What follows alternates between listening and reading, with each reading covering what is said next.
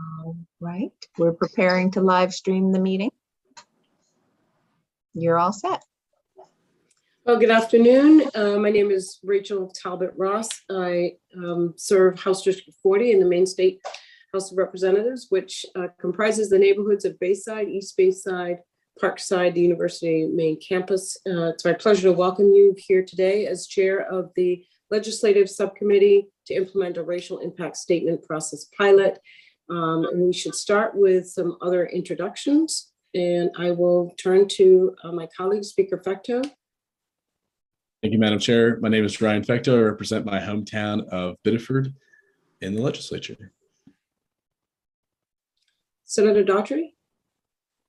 Thank you, Madam Chair. My name is Maddie Daughtry. I'm the State Senator for Senate District 24, and I reside in Brunswick and represent the communities of Brunswick, Harpswell, Freeport, North Yarmouth, and Pownell. Thank you. Senator Pouliot. Yeah, State Senator Matt Pouliot, represents Senate District 15, the towns of Augusta, China, Oakland, Sydney, and Vassalboro. Thank you kindly. Not seeing Representative Dillingham, who may join us shortly, we hope. We'll turn to staff introductions, and we'll begin with the Executive Director, Gresser. Hi, I'm Suzanne Gresser. I'm the Executive Director of the Legislative Council. Thank you. And Director Fox.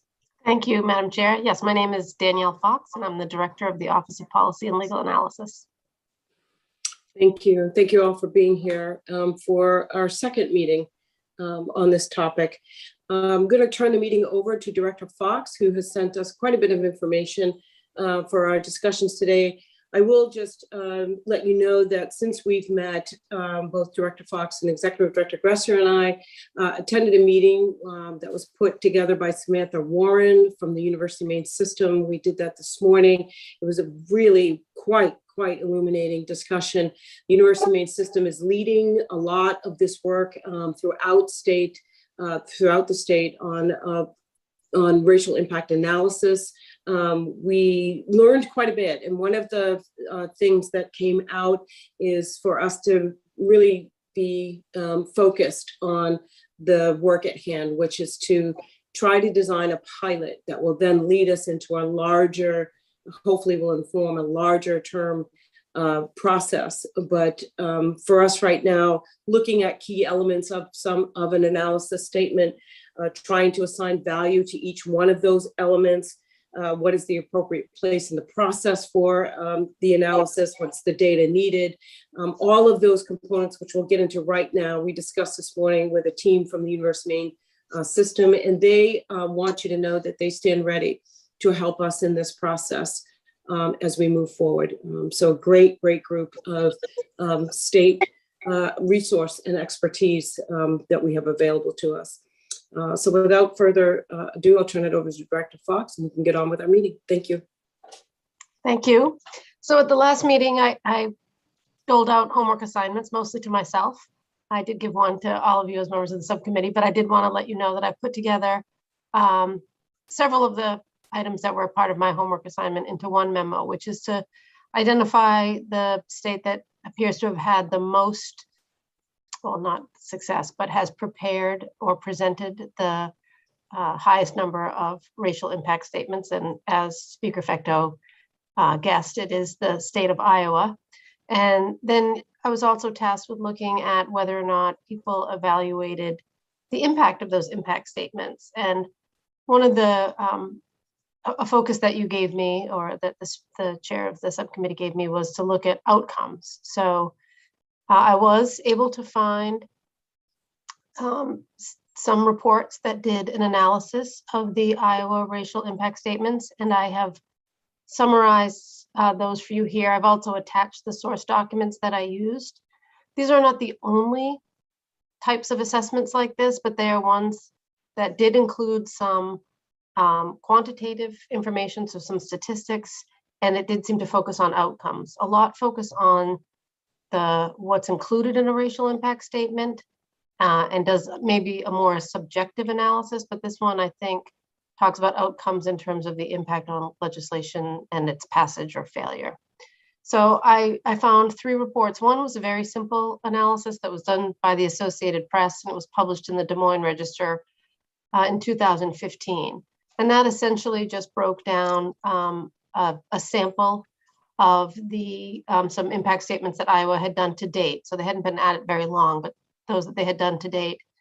And they looked at those that said it would have a negative impact on minority populations and whether or not those passed. And then the ones that they said would either have a neutral or a positive effect on minority populations and what the outcome of those bills were. And I'll give you that statistical breakdown in a minute. So that was one that I looked at. Very, very basic, very straightforward analysis, really. Maybe not a ton you can glean from that. The second was was a primarily quantitative review, although it did make some comment on the thoroughness of the racial impact statements that are done in Iowa.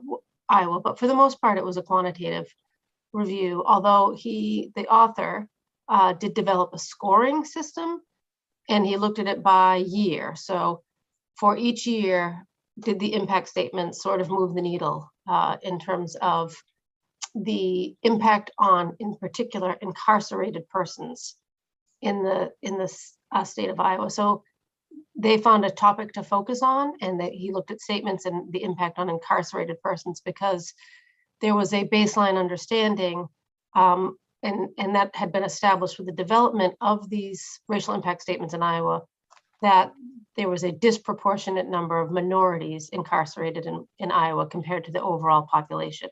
So that was a number that there was a baseline sort of percentage for.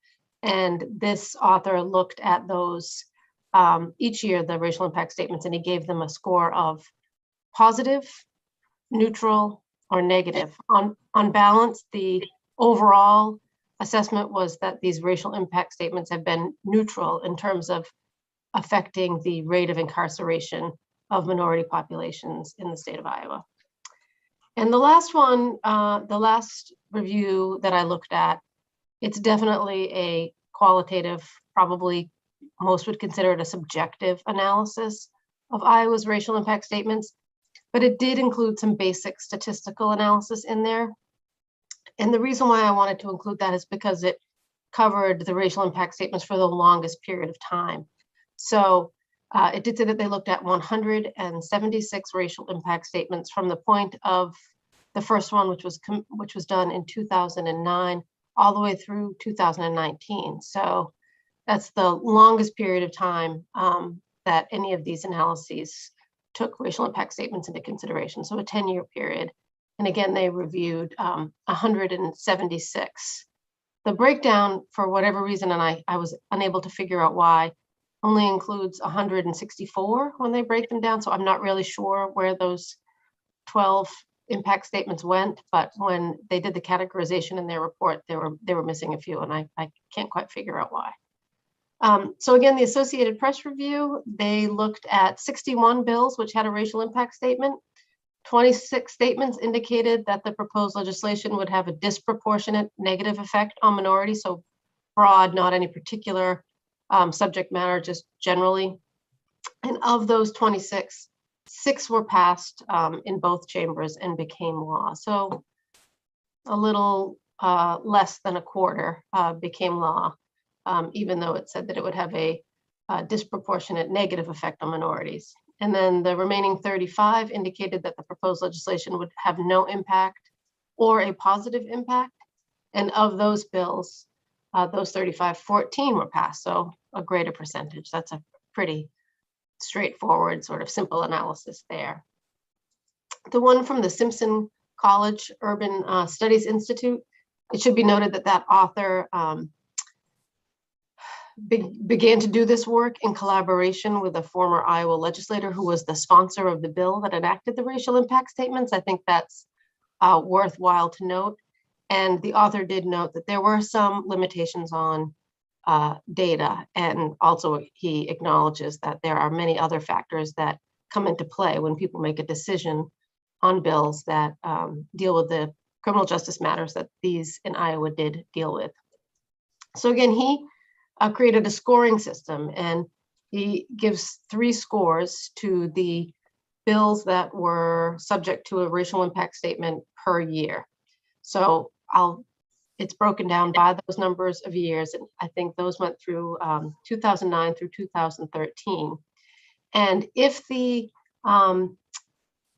positive impact means that a statement prevented the passage of a criminal penalty bill, which was determined to have a disproportionate impact on minorities. So the way this author looked at it, it's a positive if a statement said this is going to have a negative impact disproportionately on minorities if it prevented its passage. It's a negative if there was that sort of statement and the bill went forward anyway. And then neutral means neither of those two. So there's a breakdown here they did it by fiscal year, and it says what the overall impact was of the impact statements. And as you can see, 3 of those fiscal years were neutral, 1 was negative, 1 was positive, which kind of balanced each other out, which led him to that assessment that the impact of impact statements when we're talking about the rate of incarceration in the state of Iowa was essentially neutral.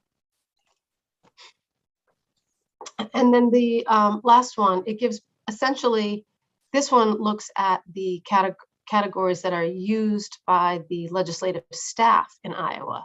So the legislative staff, when they are preparing these impact statements, they have several categories that they use to talk about the impact of the proposed legislation on the factors that they're assigned to assess.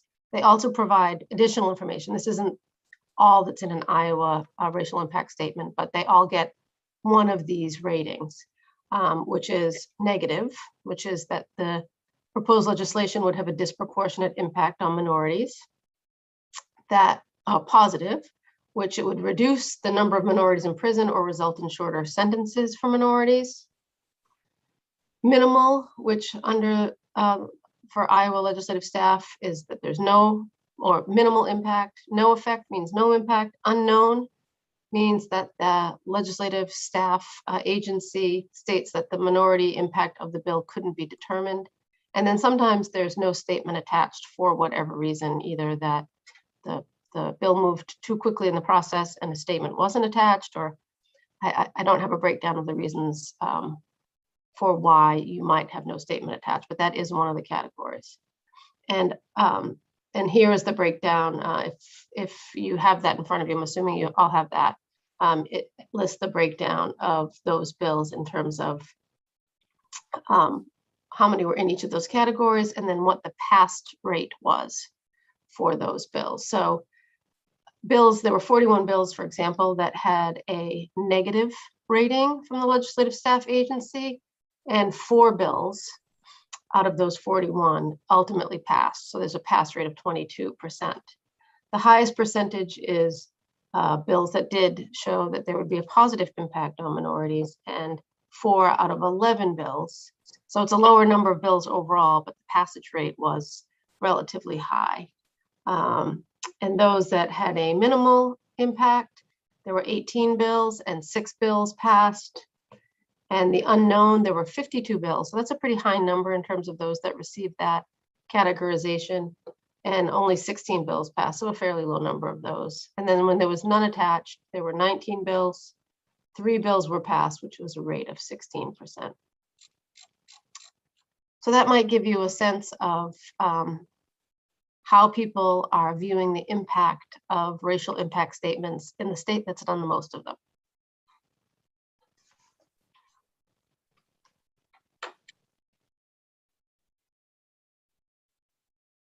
Well, I think you're on mute, Representative Talbot Ross. Thank you. Thank you. Appreciate the presentation, Director Fox. We should open it up for some comments and some questions. Thank you for doing all of that work.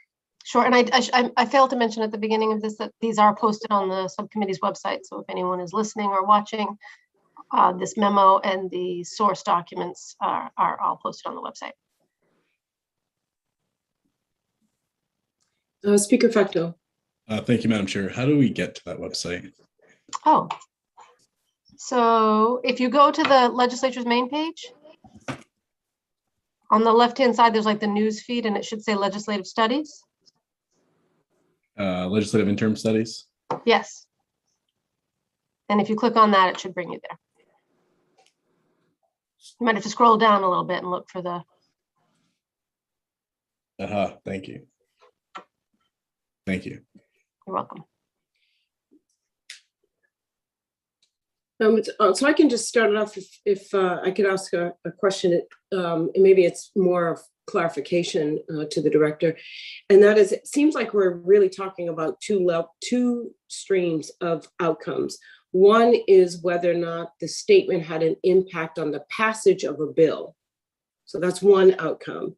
The other is if the statement had an impact on the disparity, on the actual outcomes. If the statement helped to improve the outcome, because in one of the ways Simpson College described positive, it means that the statement prevented the passage of a criminal penalty bill that would have a disproportionate impact, right? I think that's the only study of those that I reviewed that actually measured any sort of, measured it in terms of the disparity.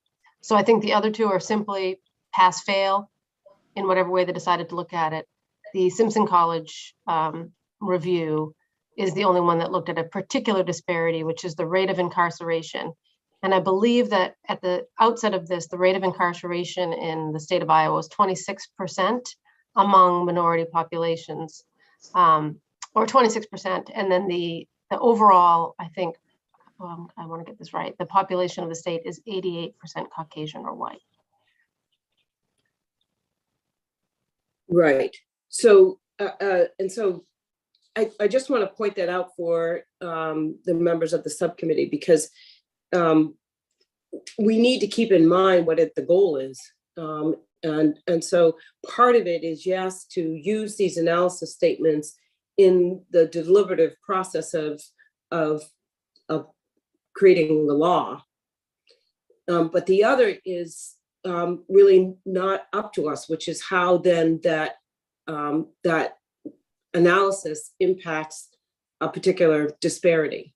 We're looking at the use of a statement in the passage of a bill, which would be informed by the data that shows the disparity. Do you see how I'm trying to weave this? It's really, really quite delicate. It's really, really quite delicate. And the last synopsis of how the legislative staff used their determination, we don't know for what reason, Director Fox, why a bill passed or didn't pass. Is that correct? When you look at the stat that says unknown 53 bills, so 31% of the bills, they couldn't determine whether or not it had an impact or not. We also don't know why these bills failed. Is that right? Sure, and I suppose you could say that as well for any that had a rating. I mean, I don't think that the analysis was so deep as to look at each one on its face, review, floor debate, those sorts of things. So the degree to which the rating that the legislative staff office gave it influenced its final outcome, I don't think, I haven't been able to find any that are willing to create that sort of causal link, that is the exact reason. And, you know, without considering all the other factors that might come into play, fiscal factors, just to name one. One thing I did want to note when I was reviewing these is that almost each, I haven't done the like side by side of this, and I think I would like to update the state chart to see this, but from what I could gather, for those states that have a racial impact statement, a lot of them do a memo at the beginning of the legislative session that goes to the full legislature. And it basically gives a picture of the demographics. So whatever their statute says their racial impact statement should measure, the memo speaks to those things. And it says, here's where we are currently. Maybe there have even been already identified disparities that were in the purpose section of the legislation, for example. And so, and then the impact statements moving forward refer back to that memo. So everyone has an understanding at the outset, here's where we are in terms of the makeup. We have an incarceration rate of this. We have a, juvenile detention rate of this. And they will break it down by the various races or other minority populations. And then not only will each statement on legislation refer back to that, but then I think they also, each year that there's a new memo, you see how things have changed. So it's not only the memo for that year or biennium, but it also shows where things have moved since those statements started being corrected. Thank you. Senator Daughtry? Thank you, Madam Chair, and thank you for providing all this information as well. And it was interesting seeing what the other states are doing. And it is interesting hearing about the impacts, but I think I don't know if that so much changes my mind because, we're charged with making this pilot go through. I do like what you just brought up about having that initial sort of snapshot that everything's benchmarked against. I think that's actually one of the first things that really clicked for me about a starting spot for this, because it's easy to have everything sort of align on that. And it's not, instead of an amorphous sort of discussion, it provides a concrete benchmark. I kind of keep coming back to the measures of growth report, sort of a concrete tool, even though that's from an outside entity that we sort of reflect back on.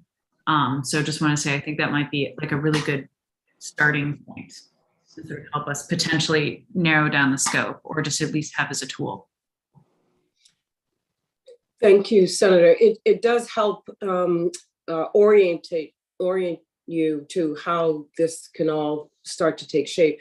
I'm wondering, Director Fox, if you can just elaborate the memo that goes out initially. It's not just a replication of census data, if I understand the type of memo you're talking about.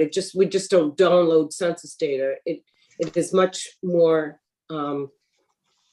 informative than what we already know through census data. Is that correct?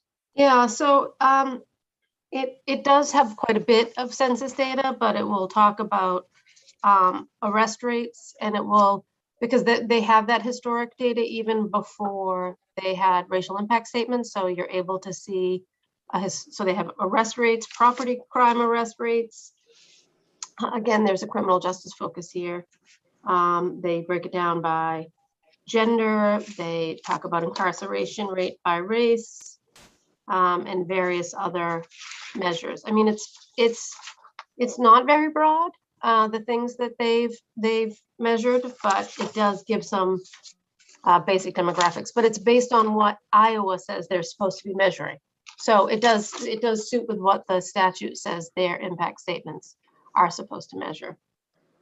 So conceivably, if we were to just tease this out, if we were to include housing in the pilot, housing bills in the pilot, then the demographic and housing profile that you sent us, and that Director of Maine Housing, Dan Brennan, presented to the Commission to Increase Housing Opportunities in Maine, that is the type of data that would be incorporated into a memo if housing was one of the elements that we were considering in a racial impact analysis.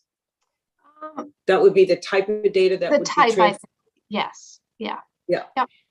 Yeah. Speaker Fecto had mentioned that at our first meeting, and it was fairly easy to find, so I wanted to show it and have that for you in case you needed to refer to it. So I haven't sort of provided it to you as an example of something that could happen.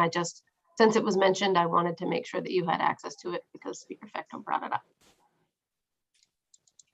Yeah, Senator Daughtry. Thank you, Madam Chair, and thank you, Director Fox. I was just looking through it again. Iowa just does impact statements on totally just brain blank Criminal there. justice matters, yeah. So those that affect, people that have been introduced into the criminal justice system and the prison population specifically, yeah. So it's kind of interesting looking at that, if like that's what their silo is. And I think, like you were saying, Madam Chair, of having it like on those other areas, and it just trying to make sure that's sort of what our task is today, to sort of think about more what those direct pools are that we're going to be advocating for. Yeah, and I think you've given us a good transition into the last memo that we received from Director Fox on the potential questions to consider for the purpose of establishing a pilot. If we want to transition into that, she can walk us through that. I would say that in our conversation with Humane System this morning, one of the things that did come up is if for the pilot, because the charge is so broad, that we could approach this in one or two ways. We could literally look at the bills that are before us during the second regular term and just pick out certain bills that we would focus on for the pilot, and or we could pick out certain subject areas. So housing would be one, or labor and housing, the committee. And so we need to determine that about the likelihood of us being able to produce these analyses that could be used within the legislative process next year. But there is kind of two schools of thought. Just pick out a couple of bills and test it that way, right? The other thing that they noted is that one methodology that would be used within an analysis on a criminal justice bill may not be the same set of criteria that we might want to use, for instance, within housing opportunities, so that it gets, we've got a lot of decisions to make. So I'll turn this over, Senator Daughtry, and then I'll turn it over to Director Fox.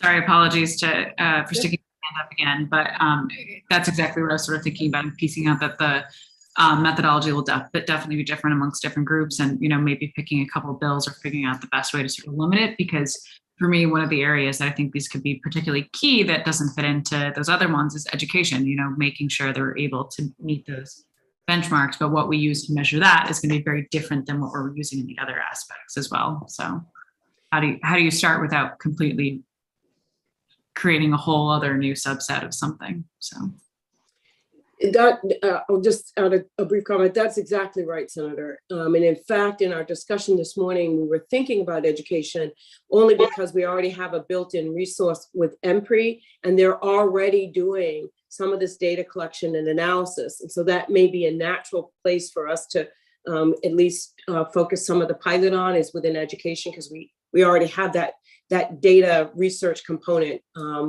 that is on contract with the Education Committee right now. So yeah, Director Fox, should we turn our attention to your memo? Sure. I think I just, before I turn over that, I think whatever route you choose to narrow, so say it's something which is a fairly easy thing to get your hand around, like let's pick a few titles. The subcommittee will say we're going to pick 10 bills which will receive an impact statement. And yes, there may be different methodologies for each. Some we may not have data at all once we get down the road.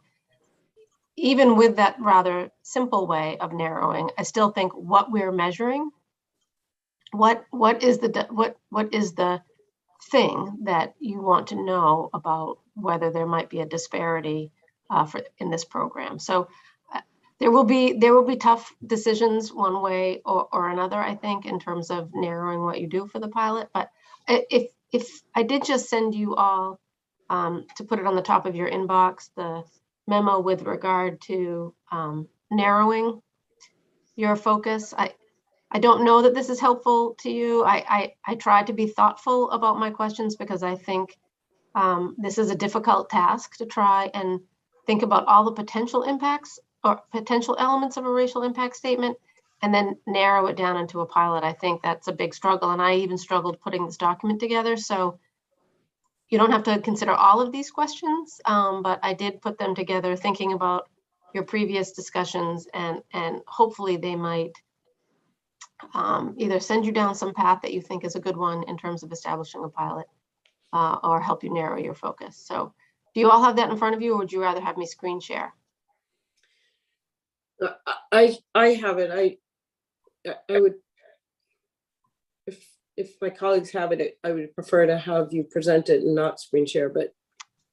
Yeah. There's not a lot to present aside to just read you the questions. And again, these aren't in no order, and no one question is necessarily more important than the other. I just thought some of these might spark a discussion that would lead you to a narrower focus for a pilot. So the first question is, Director Fox, why don't you screen share? Because I didn't see any heads nodding that everyone had it in front of Okay. them. So why don't we do that? Thanks. sure. Can you all see it?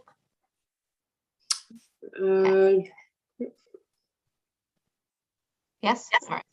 Yep. Okay, so the first question is what, and these are for you, the deciders, the decision makers here to answer. They're certainly not for a staff to answer, but so the first question that I thought might be helpful to think about is what specific measures or impacts should be included in the statement? What results are desired?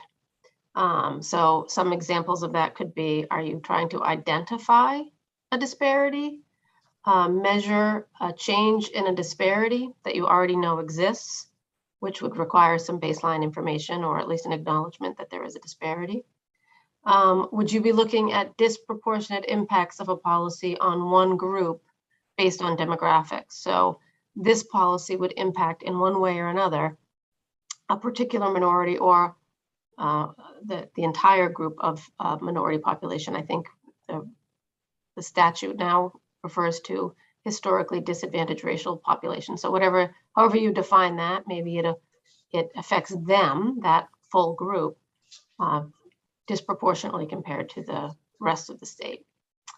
So in other words, another way to look at this, another way to phrase this question is, what questions do you want to ask? And if they are answered, that they will be useful in guiding your decision making. So what are the answers you're looking for that you think will be helpful in guiding your decision making and your policy making?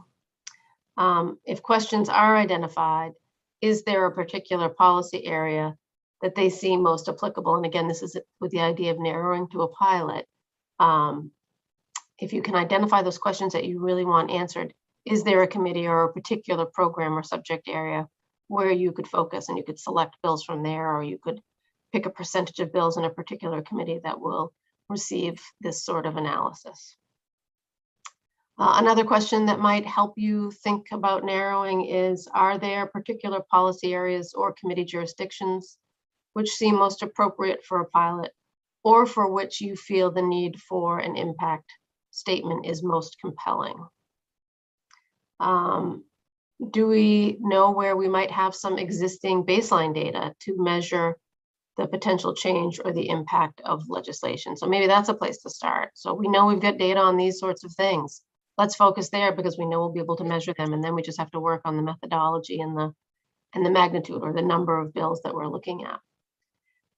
What resources are available to produce the analysis or statement during the pilot phase? Meaning, are the resources available to us just current staff? Would we have outside entities available to assist the legislature in making racial impact statements? And if it is current staff, what is appropriate given our nonpartisan status? So that's, what governs us, what would be appropriate and fit within those parameters? Or if it were outside sources, what sort of assistance would you want them to provide? And then finally, and I think this probably means a lot to staff because we're here for the process, but here's an important question too. At which stage in the process, when you think about a bill, from bill drafting all the way to the final votes on the House and Senate floors, which stage affords the greatest opportunity and time to produce a statement? So one way to look at that is, are you interested in making minimal disruption to the process, or how much do you think that we can afford given it's a second session? What sort of time do you want to set aside to allow for these statements to be produced? And are there spaces now in the process where it might afford time and opportunity to produce these statements? So again, these are just things I threw out there because I thought they would help the chair facilitate the discussion and help you with your homework assignment that we talked about at the last meeting, which is narrowing the focus. Thank you, Director Fox. I think what we should do, any response or questions, comments? I'm not seeing any. I wonder if a good place to focus, thank you for these quite thoughtful questions. They will help us reach some decisions, I hope, today. Both in the discussion that we had this morning with UMS and based on this memo, I'm wondering if the members of this subcommittee want to start by determining the pilot based on the data that we know is reliable and exist, so that we can take an analysis to its full life span. I'm wondering if that's just the way that we start to determine this pilot. What do we have reliable data that can support an analysis? And Director Fox, if you want to stop sharing your screen. Sure. I was just about to ask if you wanted me to do that. Sure. Thank you. So that's the question to you all.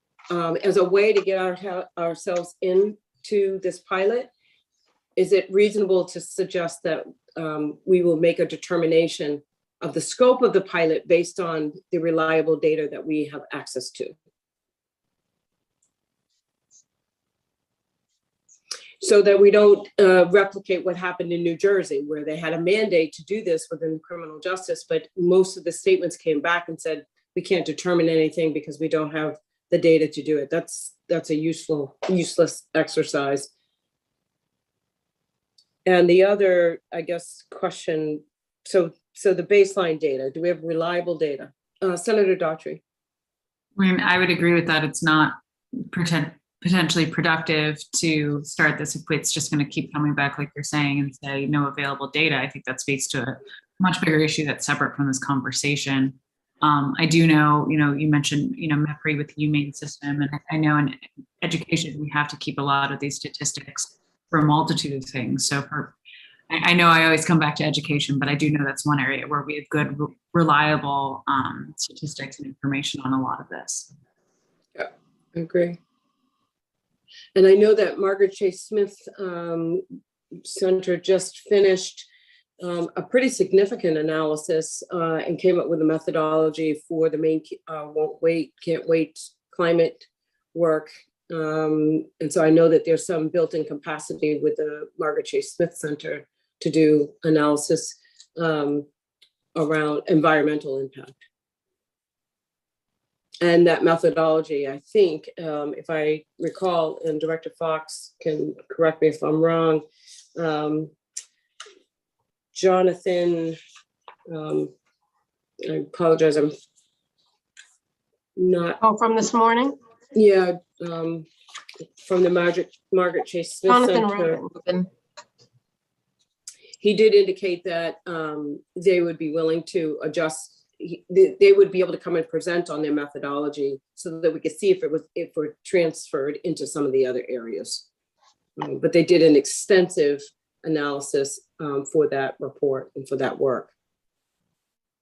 So the question again is if we should focus our pilot on the areas where we have reliable data. I think that that would include education. I'm guessing it would also include health and human services. It may include obviously criminal justice and judiciary, those areas. And lastly, maybe we have economic data. We do know jobs, we do know wealth and wage gaps. We have that kind of economic data. So those are some of the areas where I think we may be able to just assume that there's enough reliable data for us to focus a pilot. And that's still quite broad, right? Representative Talbot-Ross, when you refer to the work from the Margaret Chase Smith Center, are you referring to that PowerPoint presentation that Samantha Warren sent to us? That's I correct. I do have that handy. I can show you that slide that talks about their equity framework. It's an excellent framework. So yeah, that would be helpful. Thank you very much. I'm not very well versed in this full report. I did look through it to see what was relevant to the this subcommittee's discussion, and this is the one slide in the PowerPoint presentation that we were provided that does speak to equity issues in terms of demographics or disadvantaged populations. So these are the questions that I don't really, I'm not sure that I would call this framework a methodology per se, because it's not really evaluating anything here. It doesn't talk about measures necessarily, but it is highlighting the questions that I think they're hoping that their analysis will answer. So I think there's a lot of steps in between. Here are our questions and what they will do to answer them. And I think that in there would be their methodology and what data they would be using. But this is all I have in terms of what the work that they've done. So that's correct. It does just provide kind of that context, the framework. I do think that they have since done additional work, and the equity subcommittee for the Maine won't wait work, the climate change work moving forward. I do think that they have provided now some measuring metrics for this work that we should inquire about. The other metrics that we may want to look at is those that were designed by the Permanent Commission when it evaluated over 400 bills from the 129th and arrived at a conclusion that only 26 bills out of 455 would actually positively impact the disparities. So there was a weighted metrics used for that evaluation that we could share through the Permanent Commission. So any comments, questions? I know this is hard to get your heads around. We have a pretty big task here before us, but the first is we should make some decisions today, and it's 2:49. I know our meeting is technically over at 3 o'clock. How would you all like to move forward? We've got some great questions from Director Fox, but I do think it's a matter of figuring out where the data is for us to then figure out the scope.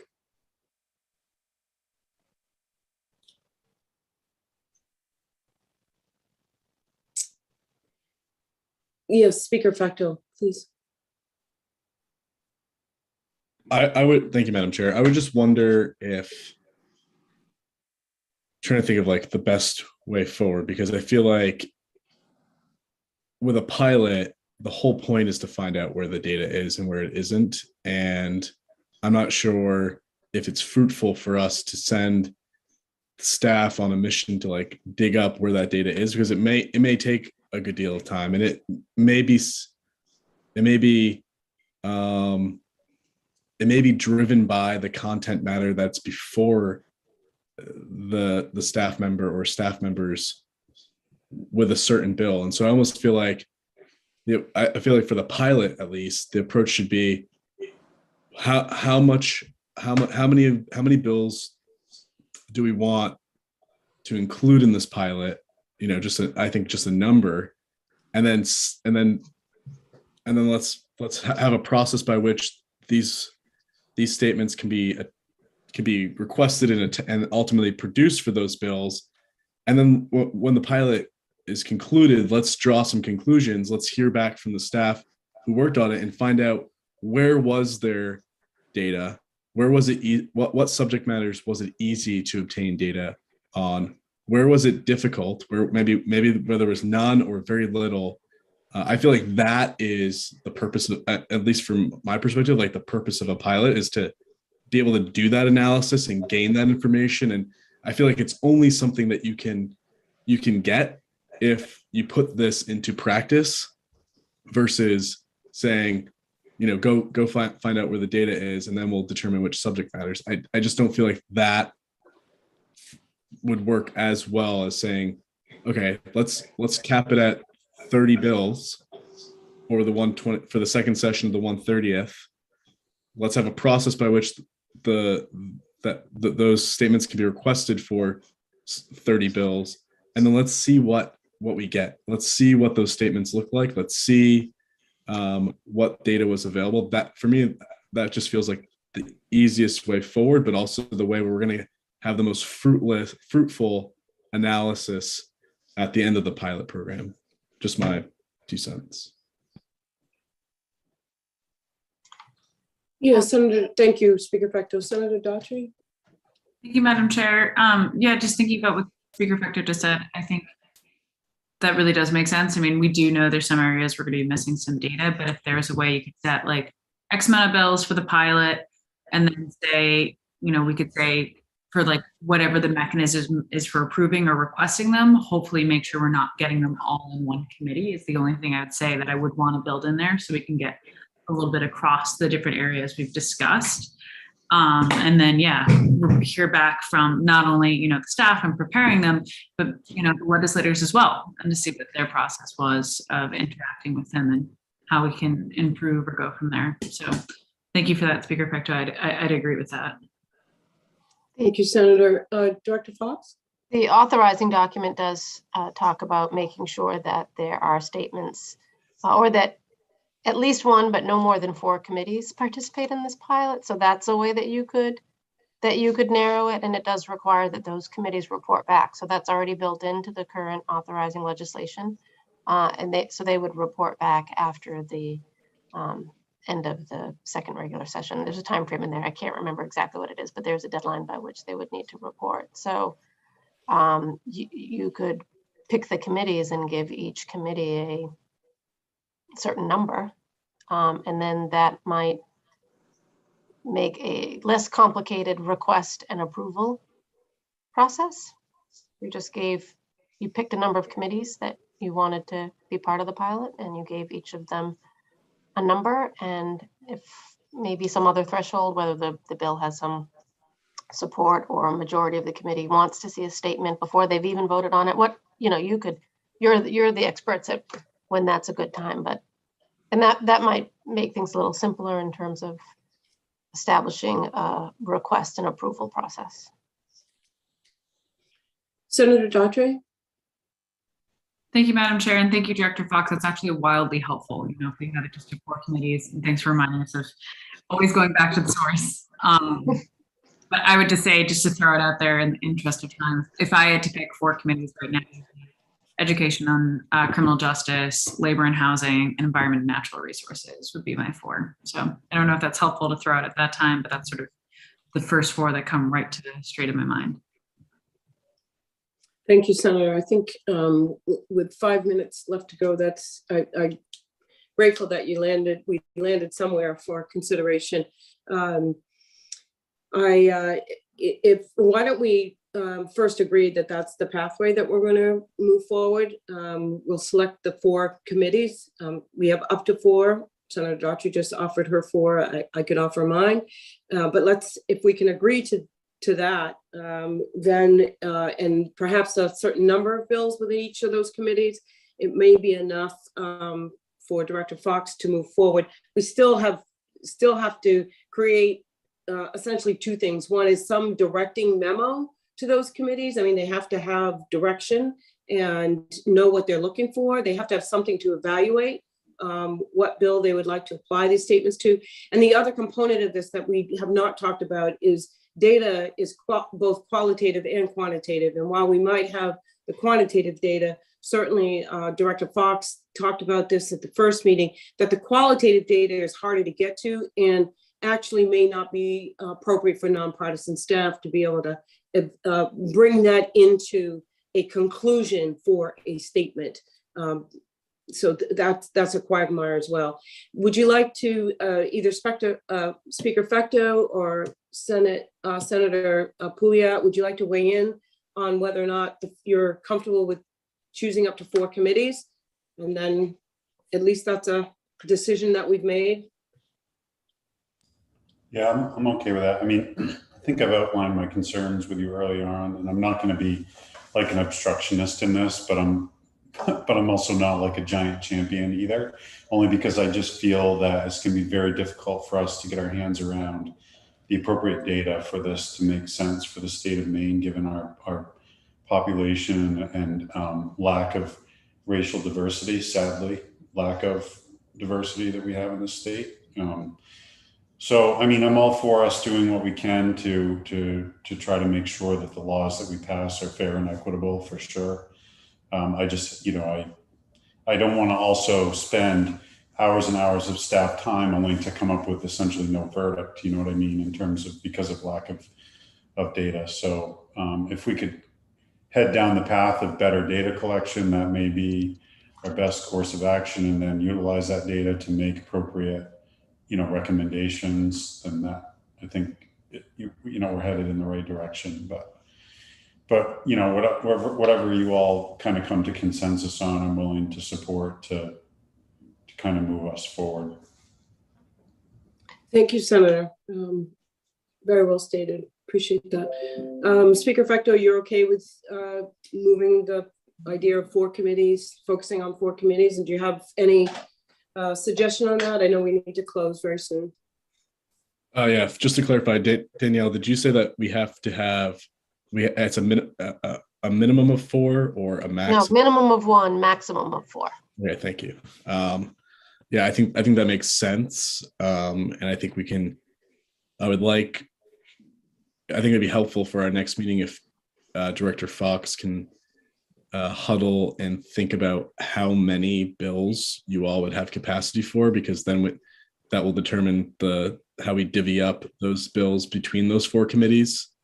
I think there's probably 4 obvious ones in my mind, but I also think it might be helpful. I was kind of surprised that Senator Daci threw out E&R, but I think it could be helpful to have some subject areas that maybe are not as obvious, so that we can see what data might be available for certain bills in that category. But I think we can think more in the interim before next week's meeting about which committees are most applicable, and then just determining, what we want, or what these statements should be focused on in terms of, in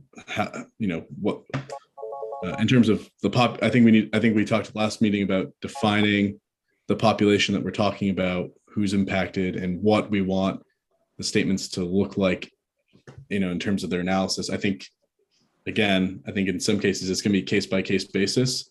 And honestly, from my perspective, I'd rather there be more flexibility in constructing a statement than having a bunch of constraint, because again, I think with a pilot and something new, we really just don't know what we don't know. And I would rather not constrain staff to construct statements in a certain way using certain methodology, when they might find that they can get the information and construct a conclusion, or I don't want to say conclusion, because I think we ventured down that last week, but an analysis that informs the legislative body, and that may happen organically as they go through the process. The methodology might not be the same every time. I guess is what I'm trying to say. So anyway, that's just my thoughts, and I think we're headed in the right direction. I think it may be helpful too, when if you decide on these committees and you pick a number of bills. I can envision that there are plenty of bills in E&R, for example, for, say, it's a permit for some kind of, I don't know. Oh, I hate to say zoning. That's probably, you're tired of talking about that, Speaker Facto.